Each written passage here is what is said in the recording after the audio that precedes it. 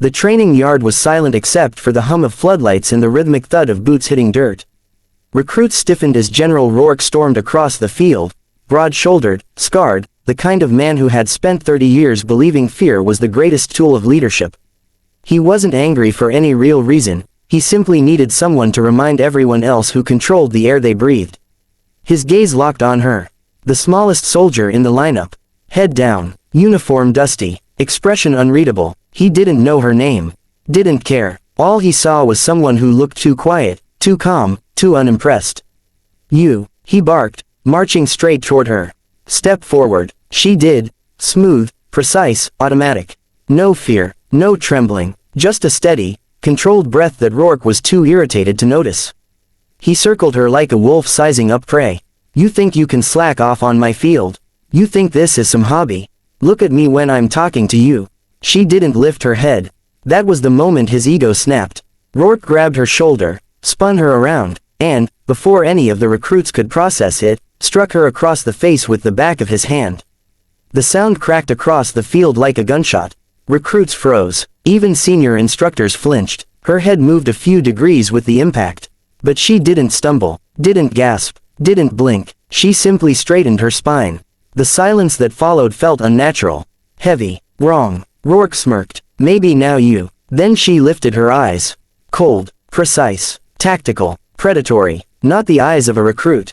Not the eyes of someone who feared him. But the eyes of someone who had seen death, and caused it. A low ripple of unease passed through the squad.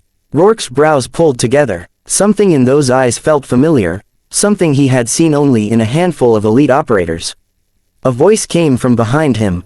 "General, sir," the intelligence officer whispered urgently as he jogged across the yard.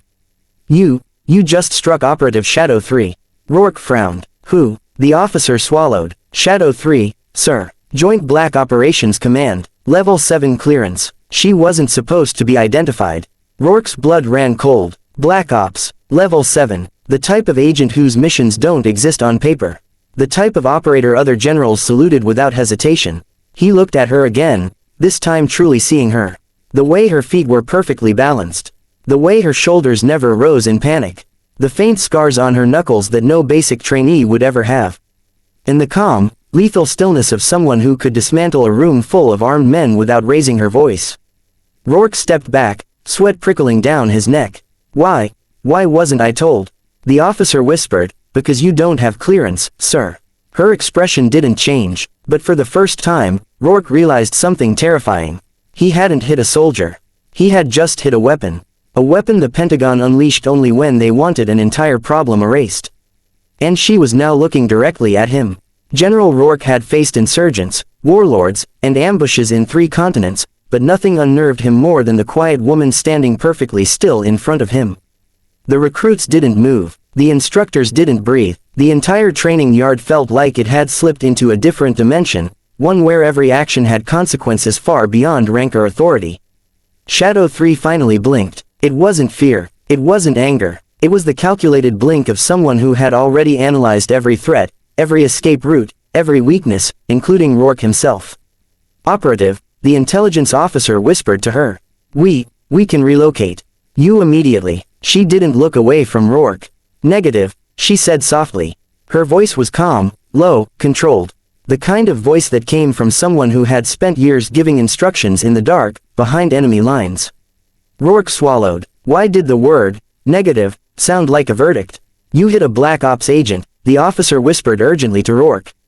"You need to step back, sir, now." Rourke did, but it wasn't enough. Her eyes tracked his movements with surgical precision, calculating, measuring, assessing. He felt like a target. He was a target. "General," she finally said. The single word froze him. He had heard that tone before, from operatives who had survived impossible missions, from soldiers who had endured torture and returned colder, sharper. The tone of someone who dealt in truth, not authority. "You hit me," she said quietly. The recruits shifted nervously. They expected her to explode, to unleash some terrifying combat skill, to make the general regret everything. Instead, she simply stated the fact. Rourke nodded stiffly. "It was a mistake." "No," she corrected. "It was instinct." Her head tilted slightly. "You saw someone small, someone quiet, someone who wouldn't fight back. Rourke felt the words cut deeper than any knife. She wasn't describing weakness, she was describing his assumption. Shadow 3 took a slow step forward. The instructors tensed, ready to intervene, but the intelligence officer raised a trembling hand. "Don't," he whispered, "you'll only make it worse." She stepped until she stood directly in front of Rourke, so close he could feel the controlled heat of a predator holding itself back. "You misjudged me," she said. "Most people do." Rourke tried to answer, but the words stuck.